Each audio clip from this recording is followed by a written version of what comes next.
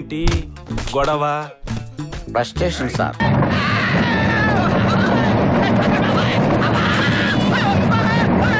అవతల మా వాళ్ళు చెత్త కొడుతున్నాడు సార్. ఇది కూడా చూడండి అయ్యా. అదే చూస్తున్నాం సార్. చూస్తున్నారటగా.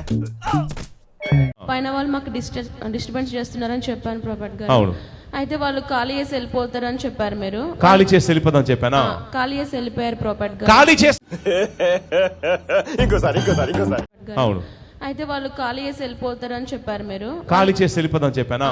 ఖాళీ చేసి వెళ్ళిపోయారు ప్రభాట్ గారు. ఖాళీ చేసి కానీ మీరేంటో మీ విధానాలు ఏంటో ఇప్పటికి నాకు అర్థం అవరో బాబు. నా జీవితానికి ఏదైనా అసంతృప్తి ఉందంటే అది ఇదే. అలాంటి బాధలు అనమాట. Kidney problem, lungs problem, heart problem, brain problem, పెద్ద సమస్య వచ్చి పడిందే. ఇప్పుడు ఏం చేద్దాం? Nervous problem, mental disability treatment తీసుకునేదాన్ని. ఊపిరితిత్తులు రెండు పాడైపోయాయి. తర్వాత ఏమో జాయింట్ పెయిన్స్, ఆర్థరైటిస్. ఎరా నీ రోగం అన్న రైలు బండి ఏంట్రా ఒళ్ళంతా తిరుగుతుంది? అంటే సీరో నెగిటివ్ ఆర్థరైటిస్ అనమాట. నేను ఇప్పుడు ఇలా ఉన్నాను కానండి. అయన్నొద్దు, పాయింట్కి రా. అర్ధరాత్రి ప్రార్థనలోని డాడీ గారు ప్రార్థన చేస్తున్నప్పుడు, మీ దగ్గర ఉన్న ఏ ఆయిల్ అయినా పర్వాలేదు, మీ ఆయిల్ మీ ప్రార్థన చేతుల మీద తీసుకోండి. Oil massage, body massage, Thai massage, you want? ఆ రోజు నైట్ డాడీ మాటకి లోబడి నేను అలా చేసినప్పుడు అండి, ఆ రోజు నైటే చిన్నప్పుడు నుంచి నేను 30 సంవత్సరాలుగా పరిగెత్తలేని దాన్ని ఇల్లంతా నేను పరిగెత్తడం ప్రారంభించాను. చెప్పవే, నేను వింటాను కదా. ఓ చెప్పే.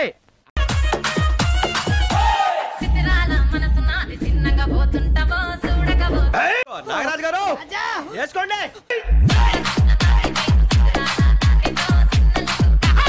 What hell is going on here?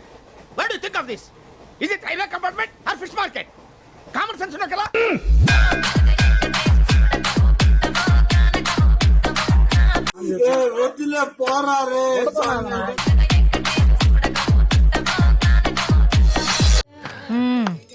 సరిపోయారు ఇద్దరును. సాగుతుంది మీకు అలాగా. ప్రతిరోజు యూట్యూబ్లో లైవ్ చూస్తూ ఉంటాను. మా లైవ్ ఎన్నాళ్ళు చూస్తున్నారండి?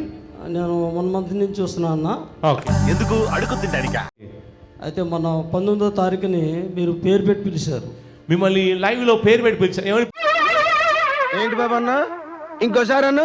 మీరు పేరు పెట్టి పిలిచారు. మిమ్మల్ని లైవ్ లో పేరు పెట్టి పిలిచారు. ఏమని పిలిచారండి? రాజ్ కుమార్. ఆర్యజేయు రాజు కుక్కజు కుక్కజు, ఆర్యజేయు రాజు రారా బేసాలే. ప్రేయర్లో మీరు లైవ్ వచ్చినప్పుడు ప్రార్థన చేసుకుంటూ అన్న నా పేరు పిలవాలి అని చేస్తూ ఉన్నాను మోకరించుకుని. ఓకే. మీరు పిలిచారు. రే చాలా పాపం రా. మిమ్మల్ని రాజ్ కుమార్ అని ఎస్ పరిశుద్ధాత్మదేవుడు ఎస్ ప్రవచన రూపంలో నా ద్వారా పిలిచాడు. మనం చేయని కూడా ఎంత స్ట్రాంగ్ గా చెప్పొచ్చని మిమ్మల్ని చూస్తేనే తెలుస్తుంది సార్. ఒక వర్గానికి మీరు ఇన్స్పిరేషన్ అంతే.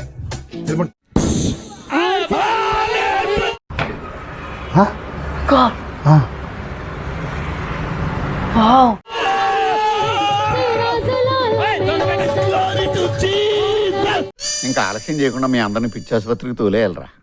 యాక్చువల్లీ యేసు ప్రభు చావుకు కారణం శిలువ మీద మేకులతో కొట్టి, శిలువకు ఆయన్ని పెట్టి, ముళ్ళ కిరీటం పెట్టి. అవును. ఆయన చావును అంత పైశాచికంగా రక్తంతో చూసిన ఆ శిలువనే వాళ్ళు పూజించడం అనేది నాకు అర్థం కాలేదు. అదే మ్యాజిక్. ఏంటంటే గొర్రె అంటే బ్రెయిన్ లెస్. నేను ఎప్పుడో లాంగ్ ఎగో అడిగాను, ఎవరైనా మీ నాన్నని చెప్పుతో కొడితే ఆ చెప్పును పూజ చేస్తావా? ఒక్కడికి బ్రెయిన్ లేదు.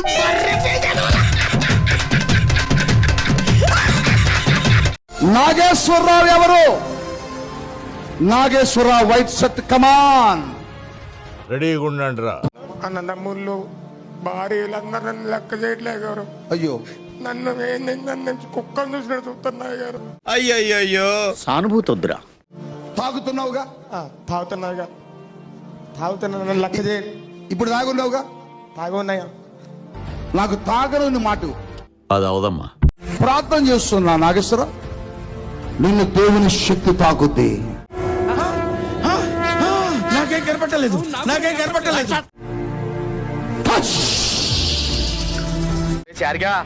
ఇదంతా నీ ట్రైనింగే కదరా? నాకు ఆయనకి అసలు సంబంధం ఏంటరా? ఎట్లుంది నాగేశ్వరరావు? సంతోషంగా ఉందా? అద్భుతం, ఫంటాస్టిక్. హల్లెలూయా.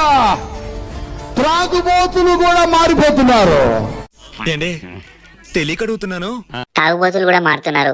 మీరెప్పుడు మారుతారండి?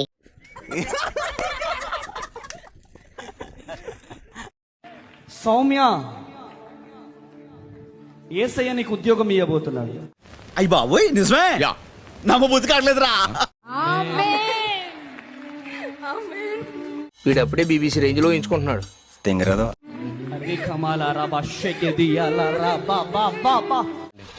ఓ నీ అబ్బా ఆపరదే.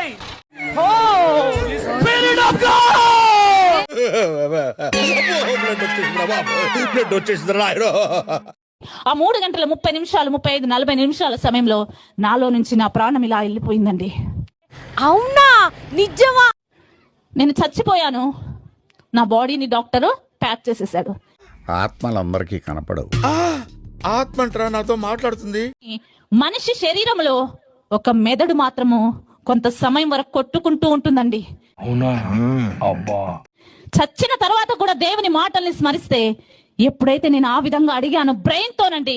అలాగా నీ దగ్గర చాలా నేర్చుకోవాలయ్యా. పుణ్యాత్ముడివి. ఆ పుర్రెలో ఎన్ని తెలివితేటలున్నాయో. డెడ్ అయిపోయిన బాడీ, ఫంక్షన్ అవుతున్న బ్రెయిన్, యేసయ్యా నన్ను బ్రతికిస్తే నేను నీ కోసము బ్రతుకుతానన్నాను. నమ్మొచ్చా? నా మీద నాకే నమ్మకం లేదు సార్, మీరైనా నమ్మండి సార్. ఎప్పుడైతే దేవుని హస్తము నా మీద పడిందో, కట్టిపడి ఉన్న 3 అండి. ఒకటి తల మీద కట్టారు, ఒకటి నడుము మీద కట్టారు, ఒకటి కాళ్ళ కింద కట్టారు కట్లు. గుడ్డేం కాదు. ఆ 3 మరణ బంధకాలు తెగిపోయినాయి. నా దేవునికి మహిమ కలుగును గాక. హల్లెలూయా. త్వరలోనే ప్రపంచం అంతమైపోతుందని టీవీ 9లో చెప్తే నమ్మలేదు. ఈ పరిణామాలన్నీ చూస్తుంటే నమ్మాల్సి వస్తుంది వెంకటరమణ. శరీరానికి తాకి నా బాడీ పైకి ఎగిరి బెడ్ మీద పడ్డదండి. ఎప్పుడైతే అట్లా ఎగిరి బెడ్ మీద పడ్డదో, ఆ 3 కట్లు ఓపెన్ అయిపోయాయి. నాలోకి పిచ్చోళ్ళ గురించి వెంటనే కానీ లైవ్ లో ఇదే చూడటం. మమ్మల్ని పాపులుగా పుట్టించడానికి ఆయన ఎవడు? రెండో విషయానికి వస్తే, ఈ పాపులు అయినటువంటి మనందరికి కూడా నరకం అంట. అరే బాబు, దిమాకుందా? పుట్టించినోడికి దిమాకుందా? తలకాయ ఉందా? అరే పాపంలో పుట్టుకతోటే పాపులుగా పుట్టించింది ఆయన, తీసుకెళ్లి పాపులం అని చెప్పేసి నరకంలో వేసేది మమ్మల్ని. ఆడికి అసలు దిమాకు ఉండాలా? తలకాయ ఉండాలా? పుట్టుకతో మమ్మల్ని పాపులుగా పుట్టించాడు కాబట్టి, ఆ పాపం పెట్టింది ఆడు కాబట్టి తీసుకెళ్లి ఆయన పడే అలా నరకంలో.